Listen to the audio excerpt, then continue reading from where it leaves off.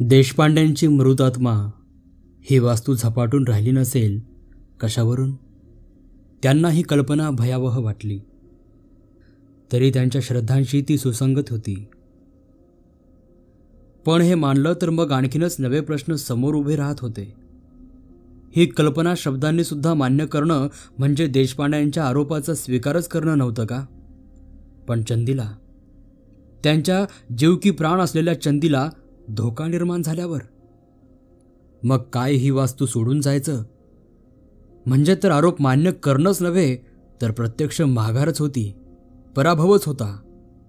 पण मग काहीही न करता होत आहे ते नुसतं पाहत राहायचं. या जटिल समस्येवर बराच वेळ विचार करून शेवटी त्यांनी एक तोडगा शोधून काढला. फक्त ताराबाईंना विश्वासात घ्यायचं आणि धार्मिक विधी या नावाखाली या प्रकारावर एखादा तोडगा करून पाहायचा. त्यांनी ते केलं नसतं तरीही चाललं असतं. बाधेचाच एखादा प्रकार असेल तर तो चंदीला अधूनमधून पडणाऱ्या दुःख स्वप्नांपलीकडे गेला नाही. उलटपक्षी ही स्वप्न थांबलीही नाहीत. एकतर त्यांनी बोलावलेला माणूस भोंदू असावा किंवा कच्चा असावा, किंवा त्याची शक्ती व तयारी अपुरी पडली असावी, किंवा चंदीच्या स्वप्नांचा उगम शारीरिक विकारातच असावा आणि रंगराव ज्या कल्पनेला भीत होते तिच्यात काही तथ्य नसावं. या अनेक निष्कर्षांपैकी कोणताही खरा असण्याचा संभव होता. रंगरावांनी चंदीची एका नावाजलेल्या डॉक्टरकडून पुन्हा एकदा संपूर्ण तपासणी करून घेतली. डॉक्टरांनी जी काही थोडी बहुत चर्चा केली त्यातली रंगरावांना फारच थोडी समजली. गोळ्या, टॉनिक, इंजेक्शन यांचा 3 महिन्यांचा कोर्स झाल्यावर चंदीची तब्येत हमखास सुधारेल असं डॉक्टरांनी विश्वासाने सांगितलं होतं. तेवढं रंगरावांना पुरेसं होतं. अर्थात चंदीच्या कानावर देशपांड्यांच्या आत्महत्येची हकीकत आलेलीच होती. तिचं वय 17-18 वर्षांचं होतं आणि बरं वाईट कळण्याचं होतं. पण बऱ्या वाईटाच्या त्या समजुतींना आता व्यवहाराची जोड होती.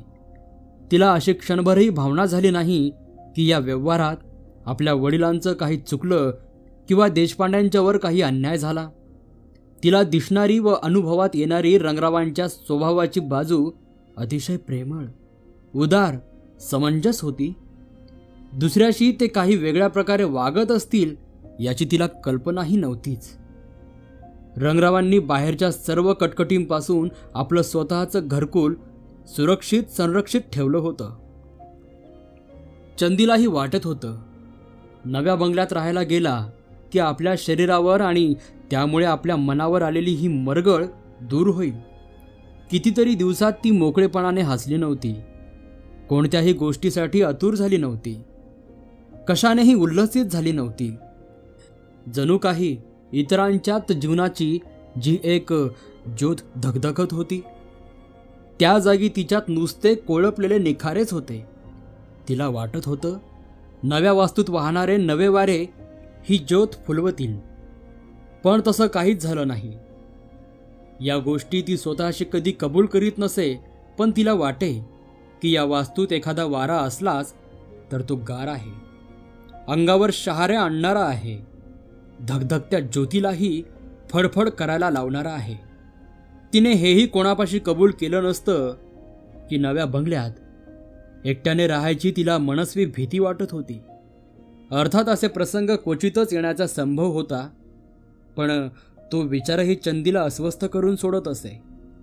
अर्थात कधी कधी रंगराव, ताराबाई या दोघांना एखाद्या लग्नाच्या रिसेप्शनला, एखाद्या बारशाला, एखाद्या वास्तुशांतीच्या पार्टीला संध्याकाळचं जावं लागे. दिवे लागणीनंतर फार उशीर होणार नाही याची ते दोघं नेहमी काळजी घेत आणि शिवाय खबरदारी म्हणून चंदीच्याच सांगण्यावरून सखू मोलकर्णीला त्या रात्री चंदीच्या सोबतीला ठेवून घेत. मार्गशीर्षातल्या एका संध्याकाळी अशाच एका पार्टीला जाणं त्या दोघांना अगदी आवश्यक होतं. मागाहून एका प्रसिद्ध भावगीत गायिकेचा एक लहानसा खाजगी कार्यक्रम ठेवला होता. परत यायला उशीर होणार होता हे नक्कीच. ताराबाईंची द्विधा मनस्थिती झालेली पाहताच चंदी उसन्या अवसानाने म्हणाली, आई, आता मी काही लहान नाही, आणि सकू आहे की सोबतीला, खुशाल जा तू. ते दोघं गेले होते. 5:15लाच अंधार पडला होता. गारठाही खूप होता. घरांची सर्व दारं खिडक्या लावून घेऊन सखू आणि चंदी उबदार स्वयंपाकघरात बसल्या होत्या. एवढ्यातच दोघींचा चहा झाला होता. सखू डायनिंग टेबल रात्रीच्या जेवणासाठी मांडून ठेवत होती. चंदीला आपल्या भोवती शांत वातावरणाची सुखद जाणीव होत होती आणि ती काहीतरी बोलणार होती. तोच हॉलमधला फोन खणखणला. रंगरावांचे धंद्यासंबंधीचे अनेक कॉल घरी येत असत. फोन घ्यायला सखू निघाली तेव्हा चंदी तिला म्हणाली, साहेबांचा फोन असला तर त्यांना सांग की साहेब घरात नाहीत आणि परत यायला खूप उशीर होणार आहे. बंद शांत घरात फोनची घंटा कर्कश वाटत होती. सखूच्या पावलांचा चटचट आवाज कमी होत गेला. तिनं फोन उचलताच घंटा थांबली. सखू काय बोलत होती ते चंदीला अर्धवट ऐकू येत होतं. हां, कंत्राटदार रंगरावांचाच बंगला. हो, सखूच बोलतीया. आणि मग एकाकी चढ्या आवाजात, अगो बया. चंदीला सावरून ताट बसायला लावणारा तो आवाज होता. काहीतरी नेहमीपेक्षा वेगळं, अनपेक्षित, धक्का देणारं घडलं होतं. वय मी येते असं म्हणत सकूने फोन जोरात खाली ठेवला आणि ती धावत धावत स्वयंपाकघरात आली. तिचा चेहरा एवढ्यातच कावराबावरा झाला होता. चेहऱ्यावरचा घाम पंधराडे पुसत पुसत ती म्हणाली, ताई. आसपासची उबदार सुरक्षितता तडकली होती. शरीरावर अस्वस्थतेचा एक लहानसा शहारा येऊन गेला होता. काही न बोलता चंदी सखूच्या पुढच्या शब्दांची वाट पाहत राहिली. ताई, धन्यांचा अपघात झालाय, मला घरी जायला हवं. सखू एका दमात म्हणाली. काही क्षण चंदीच्या मनात वेगवेगळ्या विचारांचा गोंधळ झाला. सखूच्या नवऱ्याचा अपघात फार गंभीर तर नाही ना? हो, तिला तर जायलाच हवं. आणि मग म्हणजे आपण सर्व घरात एकट्याच राहणार तर? सखू घरी जायच्या तयारीने पदरही झटकायला लागली होती. ती फक्त चंदीच्या औपचारिक परवानगीचीच वाट पाहत होती आणि तिला ठीक आहे, जा सखू तू असं सांगण्यापलीकडे चंदी काय करणार? एका मिनिटभरात पायात चपला सरकून सखू गेली सुद्धा आणि तिच्या मागे दार लावायला गेलेली चंदी काही वेळ उघड्या दारातच उभी राहिली. मघाचा एक क्षण एकटं राहण्याच्या कल्पनेनं ती शहारली होती, पण आता तो विचार गेला होता. तिच्या एखाद्या मैत्रिणीला फोन करून बोलवावं का? पण मग कारण काय सांगायचं?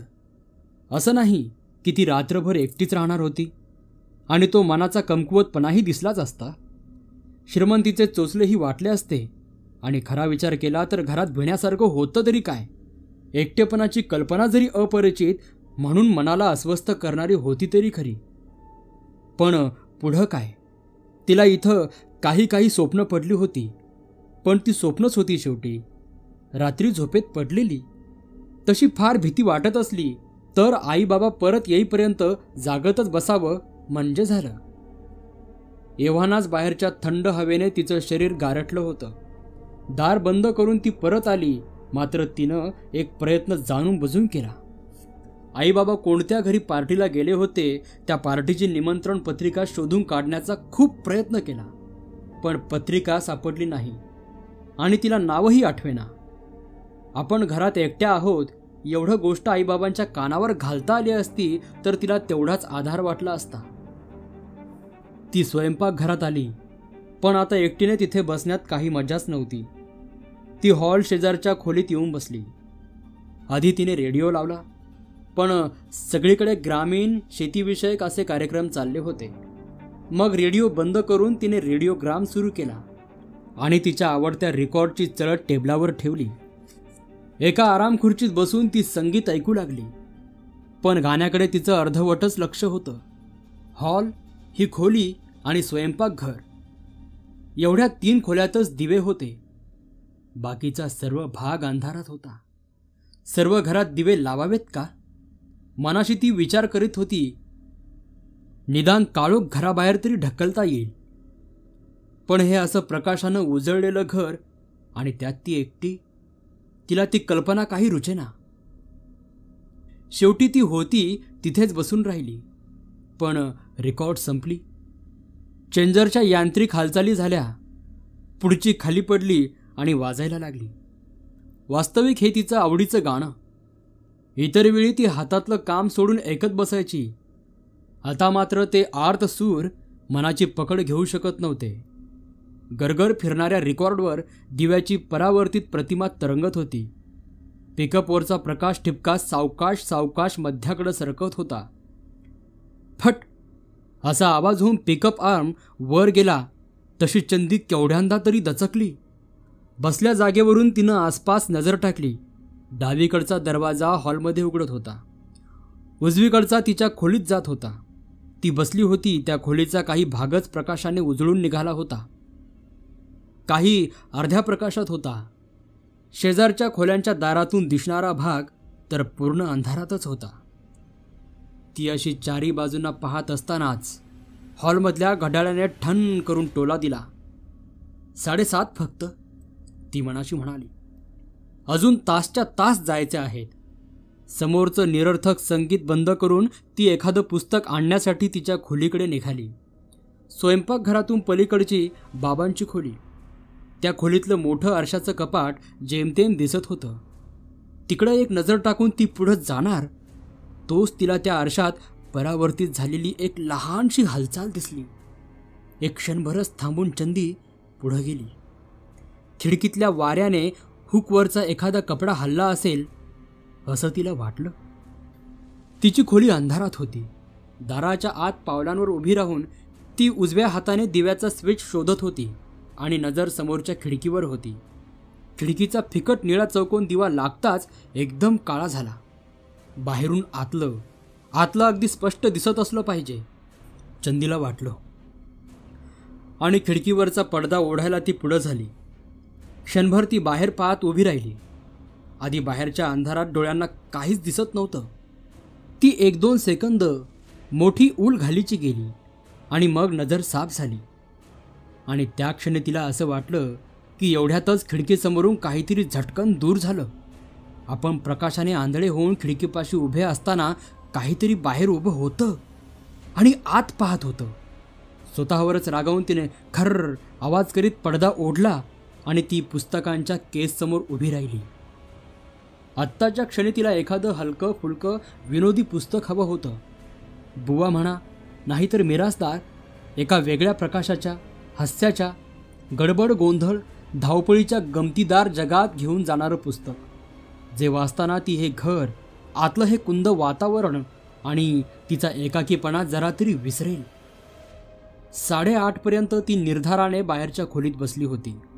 वाचतही बसली होती. मघाचे 1-2 क्षण तिची छाती धडधडत होती, पण आता ती धडधड मंदावली होती. रिकाम्या मनाचे चाळे, ती मनाशीच म्हणाली होती. मग घड्याळाचा टोला ऐकताच ती उठली. स्वयंपाकघरात आली. सखूने कुकर लावून ठेवला होता, तो तिने खाली उतरवला. दुपारचीच डाळ भाजी गरम करून घेतली. आधीच तिची भूक यथातथा. त्यात आता तर ती एकटीच. मनातून काहीही खायचं नव्हतं, पण आत्तापासून पडून राहून तरी काय करायचं होतं. जेवणाचा नुसता फार्स केला तरी त्यात आता अर्धा तास तरी सहज जाईल. डायनिंग टेबलवरचं ट्रान्झिस्टर ठेवून त्या संगीताच्या सोबतीने तिने 2 घास खाल्ले. स्वयंपाकघर आवरायचा तिला कंटाळा आला होता. उरलेलं अन्न फ्रीजमध्ये ठेवून ती बाहेर आली. क्षणभरच तिला वाटलं स्वयंपाकघरातला दिवा मालवू नये, पण तो वेडेपणा दिसला असता. तिने दिवा मालवला, दार लोटून घेतलं व ती हॉलमध्ये आली. 9चे ठोके पडत होते. आता अगदी जास्तीत जास्त 3 तास, ती मनाशी म्हणाली. 15-20 मिनिटातच तिला कंटाळा आला आणि ती तिच्या खोलीत आली. ड्रेसर समोर उभी राहून तिने केस मागे बांधले आणि रात्रीचे क्रीम बोटाने सावकाश सावकाश चेहऱ्यावर चोळायला सुरुवात केली. आरशात पाहता पाहता तिला 1000दा तरी वाटलं आपला चेहरा काही रसरशीत दिसत नाही. फिकट दिसतो, रोगट दिसतो. टॉनिक, गोळ्या, व्हिटॅमिन, फळे, सकस आहार, कशाचीही कमतरता नव्हती. पण हा जीवनरस आतल्या आत कुठेतरी शोषला जात होता. पुस्तक हातात घेऊन ती पलंगावर आडवी झाली ब्लँकेट गळ्यापर्यंत ओढलं. शरीर एका उबदार कोशात गुरफटून गेलं. उषा शेजारचा दिवा लावला आणि पुस्तक उघडलं. मनावरचा ताण कमी झाला होता. शरीरातला अवघडलेपणा सावकाश सावकाश झिरपून जात होता. शरीर सैल पडत होतं. मध्येच केव्हा तरी तिच्या हातातलं पुस्तक शेजारी गळून पडलं आणि चंदीला झोप लागली. नमस्कार मित्रांनो, मी नागसेन. आपण ऐकत आहात इच्छापूर्ती या कथेचा हा भाग 2 होता. आपण लवकरच भाग 3 कडे वळूयात. तत्पूर्वी ही कथा तुम्हाला आवडत असेल तर व्हिडिओला लाईक, कमेंट आणि चॅनलला सबस्क्राईब करायला विसरू नका. धन्यवाद.